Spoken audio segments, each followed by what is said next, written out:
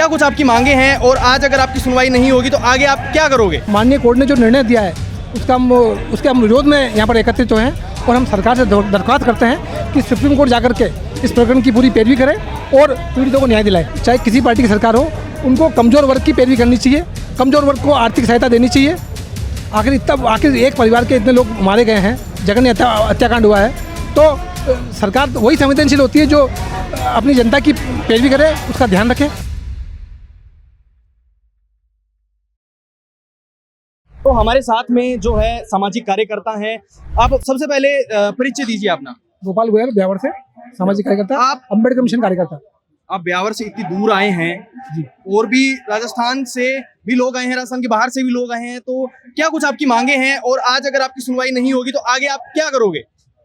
आज हम हमारे माननीय सत्यवीर सिंह जी जो कि वेलफेयर सोसाइटी के अध्यक्ष हैं, राजस्थान की सबसे बड़ी संस्था है, उस संस्था के माध्यम से हम उसके बैनर तले हम एकत्रित हुए हैं और जो माननीय कोर्ट ने जो निर्णय दिया है उसके हम विरोध में यहाँ पर एकत्रित हुए हैं और हम सरकार से दरख्वास्त करते हैं कि सुप्रीम कोर्ट जाकर के इस प्रकरण की पूरी पैरवी करें और पीड़ितों को न्याय दिलाए। एक बात बताओ, जब 2015 के बाद में जो है, मतलब 2015 को ये जो नरसंहार हुआ था, उसके बाद से जो है जो पीड़ित परिवार था, उनको किसी प्रकार का मुआवजा या आर्थिक जो मदद थी उनको प्रोवाइड की गई या फिर नहीं? देखिए, ये जो नहीं की गई तो ये तो सरकार की जो एक तरह से उनकी कमजोरी है कि पीड़ित वर्ग को। मैं आपको ये कहना चाहता हूँ कि जो दलित वर्ग है, जो देश का सबसे कमजोर वर्ग है, सरकार कोई सी भी हो, मैं निवेदन करना चाहता हूँ कि सरकार को, चाहे किसी पार्टी की सरकार हो, उनको कमजोर वर्ग की पैरवी करनी चाहिए, कमजोर वर्ग को आर्थिक सहायता देनी चाहिए। आखिर एक परिवार के इतने लोग मारे गए हैं, जघन्य हत्याकांड हुआ है, तो सरकार वही संवेदनशील होती है जो अपनी जनता की पैरवी करे, उसका ध्यान रखे, हर वर्ग का ध्यान रखे। जी। तो कहीं ना कहीं जो है उस परिवार के जो मुखिया थे, कहीं ना कहीं उनकी हत्या कर दी गई। उसके बाद 11 साल तक कहीं ना कहीं वो जो परिवार है वो कहीं ना कहीं जो है उसको ऐसा क्या बोलते हैं, जो सहायता चाहिए थी वो कहीं ना कहीं उनको नहीं मिली, क्योंकि उनके कमाने धमाने वाला तो जो है उसके साथ में जो ये अत्याचार है वो हो गया था। जो उनकी संवेदना हमारे साथ है, हम संवेदना हमारे जीवन के साथ में जो मारे गए, और समाज जो है, समाज को उनकी पैरवी करनी चाहिए।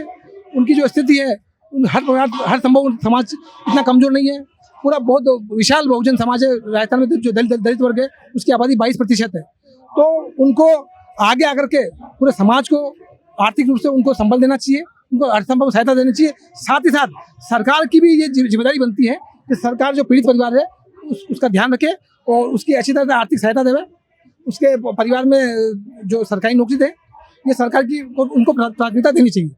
नहीं, कहीं ना कहीं जो भीम आर्मी है, जो समाज है, उसको कहीं ना कहीं जो है उनकी आर्थिक मदद करनी चाहिए थी। जी, मदद की है काफ़ी, जिसकी कैपेसिटी है, अपनी सामर्थ्य के अनुसार लोगों ने आर्थिक मदद भी की है, ऐसी बात नहीं है। लेकिन सवाल उठता है न्याय का। न्याय कैसे मिलेगा? देखिए, जो जनता है, जो वर्ग है, दलित वर्ग है, जब तक अपने पैरों पर खड़ा होकर के, मजबूती से पैरों पर खड़ा होकर के न्याय नहीं मांगेगा, एक सुर में आवाज़ नहीं उठाएगा, तब तक जो समाज एक मजबूत होता है, एकजुट होता है, न्याय उसी को मिलता है। और जो समझा रहे समाज है, जो वर्तमान में बहुत कमजोर है, सोया हुआ समाज है, और सोए हुए समाज को कभी न्याय नहीं मिलता है, ये मेरा मानना है। तो अब आगे की क्या रणनीति रहेगी? क्या आगे की रणनीति जो हमारे जो सत्यवीर सिंह जी है, जो वेलफेयर सोसाइटी है, जिस प्रकार से आगे जो निर्णय करेगी उसके हिसाब से निर्णय लिया जाएगा, कार्य किया जाएगा। ये हमारे साथ में झुंझुनू का एक कार्यकर्ता ही जुड़ चुके हैं।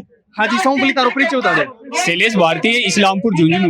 इस्लामपुर से होते जी। तो ते अति दूर आया हो, जयपुर आया हो, तो ते आए बताओ जो डांगाबाज वाला प्रकरण है, जगह अंदर 6 लोगों के साथ में नरसंहार की हो गए हो, तो वो चीज ना लेके ते क्या होगा?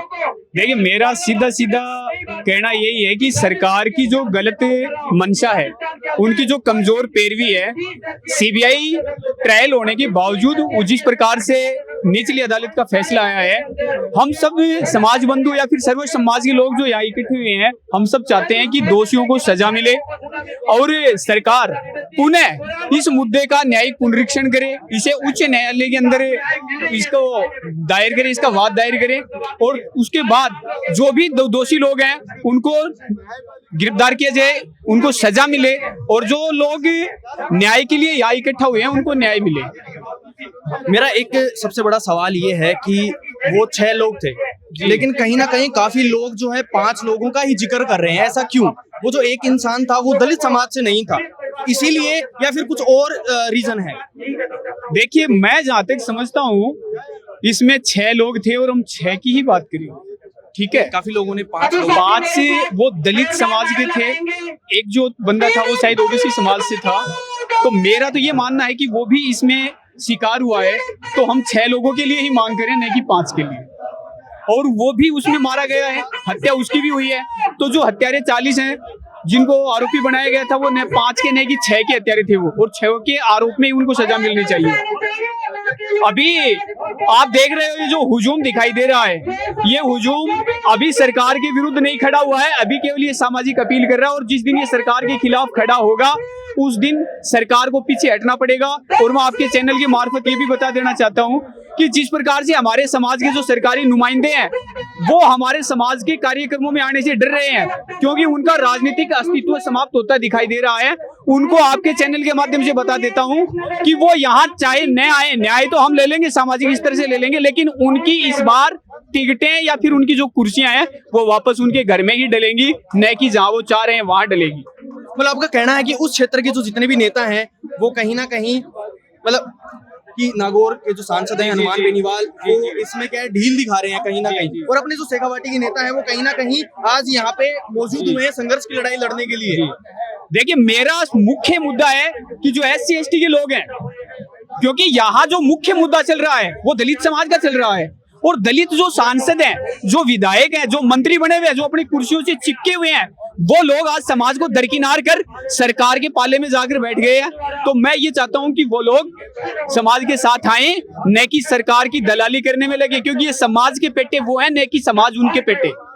जो भी मंत्री सांसद विधायक बने हैं वो समाज के पेटे बने हैं, समाज उनसे नहीं बना है।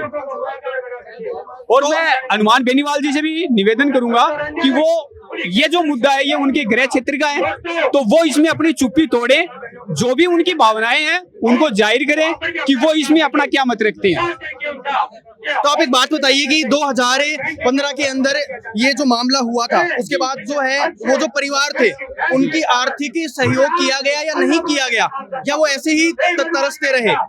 देखिए, आर्थिक सहयोग जो स्थिति आज इस परिवार की है, अगर समाज आर्थिक सहयोग न करता तो शायद ये मुद्दा यहाँ तक नहीं पहुँचता। चाहे छोटे स्तर पे ही हो, लेकिन समाज ने उसको सहायता की है। सरकार ने नहीं किया, समाज ने किया। सरकार ने नहीं किया, सरकार हमेशा नाकाम रही है इस मुद्दे पे। समाज ने अपने स्तर पे जो कुछ किया वो अपने स्तर पे किया है, सरकार का इससे कुछ लेना देना नहीं है। सरकार ने केवल इस मुद्दे को कमजोर करने का काम किया है। और सरकार यदि मुद्दा कमजोर नहीं करती तो आज 11 साल के बाद 40 आरोपी बरी नहीं होते, और CBI ट्रायल के बाद ये मजाक नहीं बनता, और समाज को इस प्रकार से न्याय के लिए इकट्ठा नहीं होना पड़ता। सुनो कि उनको न्याय के रूप में काफी लोगों का कहना है कि 50 लाख का मुआवजा दिया जाए, काफी लोगों का कहना है कि उनको फांसी दी जाए। आपका क्या कहना है? मैं इस मुद्दे पे देखिए 50 लाख या फिर अन्य जो मांगे हैं, सबसे पहले तो मेरा मुद्दा ये है कि जो आरोपी हैं उनको सजा मिले। सजा के रूप में उनको क्या मिलना चाहिए? संविधान के अंतर्गत जो सजा निर्धारित की गई है, क्योंकि हमारा जो भी प्रोटेस्ट होता है हम एज ए संविधान के दायरे में रहकर काम करते हैं। संविधान जैसा उनको न्याय जो भी सजा निर्धारित करता है वही सजा उनको मिलनी चाहिए। एक बात बताइए कि 40 लोगों को हिरासत में लिया गया और 11 साल की उनको जेल काटनी पड़ी है। कहीं ना कहीं ये चीज भी मतलब क्या है, 40 लोग है उसके अंदर बताया जा रहा है कि आरोपी की 11 साल की जो जेल है वो छोटी नहीं होती, ये चीज आप भी जानते हैं। जी जी, देखिए जेल तो एक दिन की भी छोटी नहीं होती है, लेकिन हत्या जो होती है वो 6 लोगों की हत्या हुई, वो क्या 11 साल से अपन तुलना कर सकते हैं? जो परिवार बिछुड़ गए, जो परिवार बर्बाद हो गए, क्या उन हत्यारों के 11 साल की सजा के बदौलत उनको अपन स्वीकार कर लेंगे? माना कि उन्होंने 11 साल सजा काटी है, लेकिन आज उनको जिस प्रकार से निचली अदालत ने बाइज्जत बरी किया है, तो क्या उनकी 11 साल की सजा का महत्व रहा? वो लोग तो आज समाज में आएंगे और समाज को जो उनके पिछले जो लोग हैं उनको एक प्रेरणा मिलेगी कि यार इनका कुछ नहीं बिगड़ा, हम भी ऐसा ही करेंगे। ये जिस प्रकार की नजीर पेश की जा रही है, ये सामाजिक तरीके से या फिर अपन कहें कि संवैधानिक या कानूनी तरीके से एक अच्छी बात नहीं है। नहीं, एक बात बताइए कि न्यायपालिका का एक कथन है कि निर्दोष को सजा नहीं मिलनी चाहिए, चाहे उसके अलावा 50 जो लोग हैं जो कि दोषी हैं उनको मतलब उनको छोड़ दिया जाए। हम भी ये चीज मानते हैं, हम भी संविधान के अनुयायी और चाहते हैं कि कोई भी निर्दोष न फंसे। लेकिन सबसे बड़ी बात इस मुद्दे में ये है कि सीबीआई ट्रायल में सब कुछ बातें, गवाहों के बयानात और उन सब की दलीलों के बाद 40 लोगों को सीबीआई ने हत्यारा घोषित किया, आरोपी बनाया। आज सीबीआई से बड़ी कौन सी संस्था आ गई? अगर सीबीआई के न्याय को, उनके जो ट्रायल है उसके जो दिए गए फैसले हैं उनको अगर इस प्रकार से नकारा जाएगा तो फिर सीबीआई क्या है? एक सामान्य व्यक्ति के फैसले में तो न्यायपालिका इस प्रकार से सीबीआई के जो फैसले हैं उनको नकार देती है, और जो बड़े बड़े अपराधी हैं जिनमें बाबा लोग फंसे हुए हैं या फिर अन्य जो राजनीतिक लोग हैं वो फंसे हुए हैं, उनके मामले में सीबीआई की रिपोर्ट को क्यों दबा दिया जाता है? मतलब आपका कहना है कि ये जो जितना भी खेल है ये पावर का है, ये सिर्फ और सिर्फ पावर का खेल है। इसमें सिर्फ और सिर्फ राजनीतिक इश्यूज बने हुए हैं, क्योंकि अभी आप देखिए यहाँ सरकार के नुमाइंदे के तौर पे कोई नहीं आया है, सरकार के नुमाइंदे के तौर पे कोई नहीं है, जबकि आज हमारे ही समाज से उप मुख्यमंत्री बना हुआ है, लेकिन उसको यहाँ आना से अपने आप के लिए तौहीन लग रहा है। नेता प्रतिपक्ष टीकाराम जी जूली जो सदन में नेता प्रतिपक्ष बने हुए हैं, एलओपी बने हुए हैं, जो कांग्रेस के प्रदेशाध्यक्ष हैं डोटासरा जी, ऐसे तो ये डेंगे आंकते रहते हैं कि हम दलितों के चिंतक हैं, हम दलितों के चिंतक हैं। आज वो यहाँ पे क्यों आखिर नदारा यहाँ पे आए क्यों नहीं? कहीं ना कहीं उन्होंने भी जिक्र किया है, कहीं ना कहीं इस मामले का उन्होंने जिक्र किया, लेकिन वो आज यहाँ पे मौजूद नहीं है। एक अलग बात है, लेकिन जब सारा समाज यहाँ इकट्ठा है तो वो यहाँ पे चेहरा क्यों नहीं दिखा रहे हैं? और मैं विशेषकर मैं शेखावाटी से आता हूँ, तो मैं शेखावाटी के जो हमारे माननीय जो भी विधायक हैं, पीतराम काला जी आए हैं, पीतराम जी काला पहुंचे हैं, हम उनका धन्यवाद करते हैं कि उन्होंने हमें आकर हमारा संबल दिया। लेकिन सत्ता पक्ष से जो विधायक है उनमें से एक भी विधायक यहाँ नहीं पहुंचा है, और जो सांसद है जिनमें अमरा राम जी भी है, विजेंद्र जी ओड़ा भी हैं और राहुल जी कसवा जी भी हैं शेखावाटी से, उनकी भी इस बार सीटें हिलने की संभावना रहेंगी। क्यों? क्योंकि ये समाज, ये जो तबका आप देख रहे हो, ये 20 से 25% वोटरों को बिलोंग करता है। ये तबका जिस ओर जाएगा सरकार उसी ओर जाएगी, और अब इनको जाना पड़ेगा। समाज एक हो चुका है, समाज जागृत हो चुका है, आज का युवा अपराध को सहन नहीं करेगा। अब एक बात बताइए, राहुल कसवा जी हैं चूरू से, तो उनका कहीं ना कहीं जो है धरातल पे नहीं दिखते वो धरातल पे देखिए, आप ही के चैनल पे मैंने शायद आपने भी एक रिपोर्टिंग की थी, उन्हीं के गृह क्षेत्र की एक विदेश से बॉडी आई थी, उस बॉडी को फॉरेन एम्बेसी के अंदर भेजने में, उन्होंने एप्लीकेशन भेजने में भी 15 दिन लगा दिए थे। तो अपन उनसे क्या उम्मीद कर सकते हैं, जबकि तीनों सांसद आज प्रतिपक्ष के हैं, विजेंद्र जी ओड़ा, राहुल जी कसवा और अमरा राम जी, लेकिन इस मुद्दे पे उन्होंने अपनी जबान अभी तक नहीं खोली है। तो शेखावाटी के 3 सांसद और तीनों के तीनों ने कहीं ना कहीं इस मामले के ऊपर चुप्पी चढ़ी हुई है। ऐसा क्यों?